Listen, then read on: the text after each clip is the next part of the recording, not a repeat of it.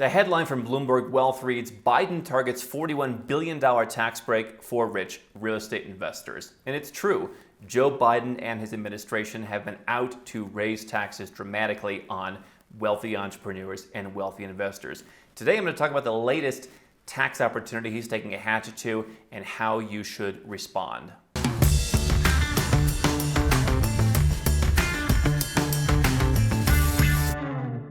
Hi, I'm Andrew Henderson. I'm the founder of Nomad Capitalist, where we help 7- and 8-figure entrepreneurs and investors, whether you're a real estate investor, cryptocurrency investor, day trader, whatever the case may be. We help you legally go where you're treated best. You can learn more at nomadcapitalist.com. Here's the article from Bloomberg that I mentioned.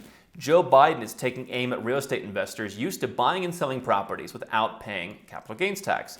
The U.S. president's new economic plan calls for abolishing the rights to defer certain tax payments on property investment gains of over $500,000, part of a broader effort to raise taxes on the rich to pay for the expansion of services, including free preschool for less wealthy Americans, so that the government can further indoctrinate the children of everybody and make sure that no one ever wants to go where they're treated best. I added that last part. Known as a like-kind or 1031 exchange, this perk allows property investors to roll the proceeds of real estate sales into future purchases without paying capital gains taxes on profits. This deferral process can theoretically continue indefinitely until the investor's death, and if assets are passed on to an heir, the capital gains tax bill is often wiped out. The strategy was projected to save investors $41.4 billion between 2020 and 2024, but Joe Biden needs that money to give away in his new $6 trillion budget. He's got to find every penny he can. And so why does this matter to you, the 1031 exchange? We have occasionally looked at this with some of our tax advisors for folks who have property overseas, where you can do a 1031 like-kind to like-kind, overseas to overseas. You can't go U.S. to overseas or vice versa, but if you have a property, let's say you have an apartment in Berlin, and you want to buy a grocery store on a long-term lease in Lisbon, you can do that. And so there is that like-kind exchange. People more generally do it in the U.S. for like-kind property in the U.S. But now they're saying they want to get rid of this benefit. And the first thing that comes to my mind is, when people come and say, Andrew, don't worry, I don't really need your strategies because, yes, I'm wealthy, but I'm not one of the wealthy that's paying all the high taxes. I am smart. I invest in real estate, and I pay very little through depreciation, through all these things. Sure, that is a possibility.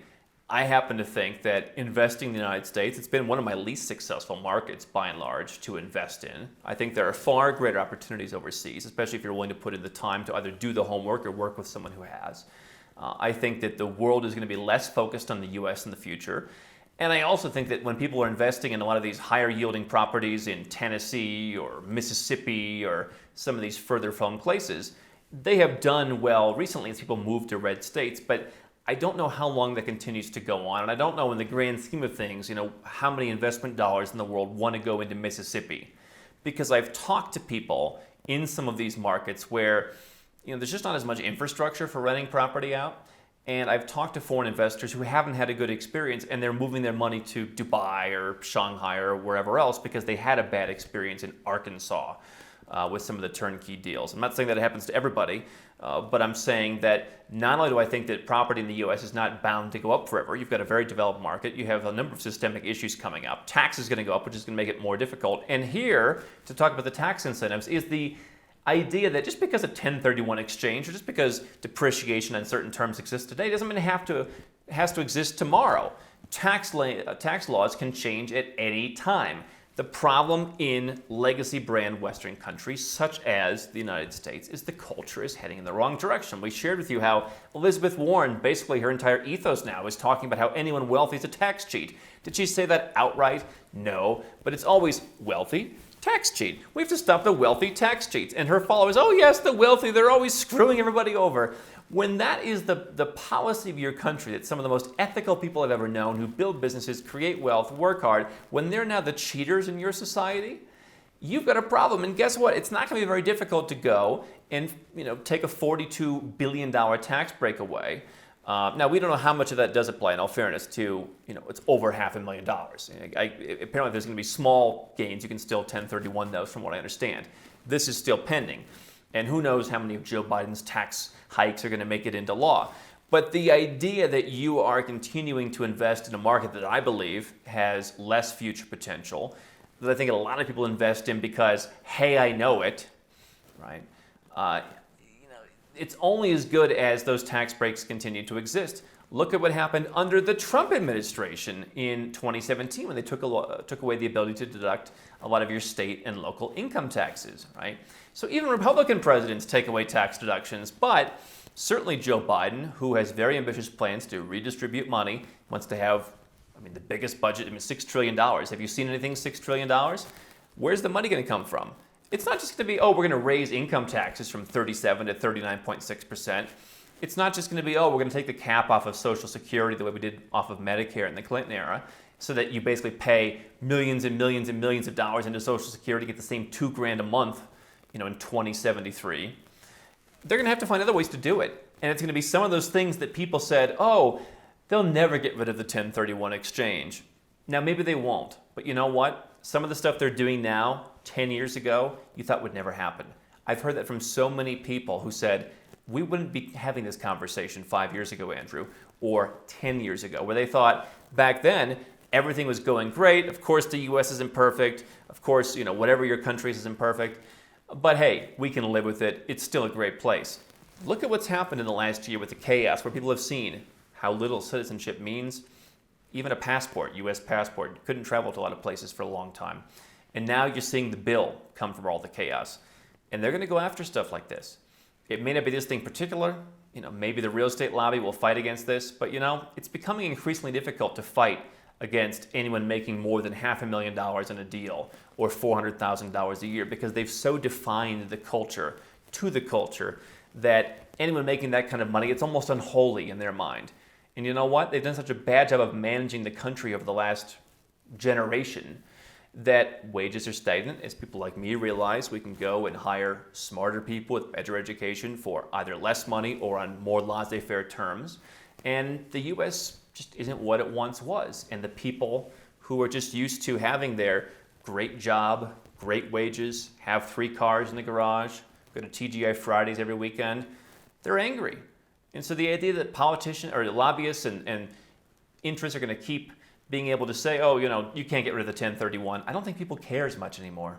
I think it's only going in the wrong direction. It's only getting worse. How many people care about your having an incentive to invest? I literally think more people than ever don't care if you invest because they don't connect your investment with the prosperity of their country.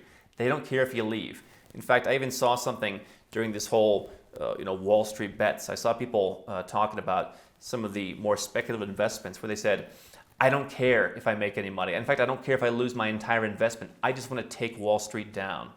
Whether you like Wall Street or not, it's not a path to get wealthy. That is part of a mindset where it's not, people have almost assumed I'm never going to get ahead. So let's just take everyone down with me. Let's take the successful down with me. Oh, you want to buy some real estate and sell it and not pay tax? No, my kid's got to go to preschool at 2 years old, and the federal government has to pay for it. So another incentive, we'll see what happens, 1031, possibly in the chopping block. If I'm investing in real estate in the U.S., now if I'm a U.S. citizen, if I'm a U.S. taxpayer, I don't have a lot of options because simply investing in property in some other country, while it may be better on for other reasons, I'm still a U.S. taxpayer. I've either got to go to Puerto Rico, I've got to renounce my citizenship. Maybe if I'm running an active business investing in property, I've got some hope, more than just a passive investor.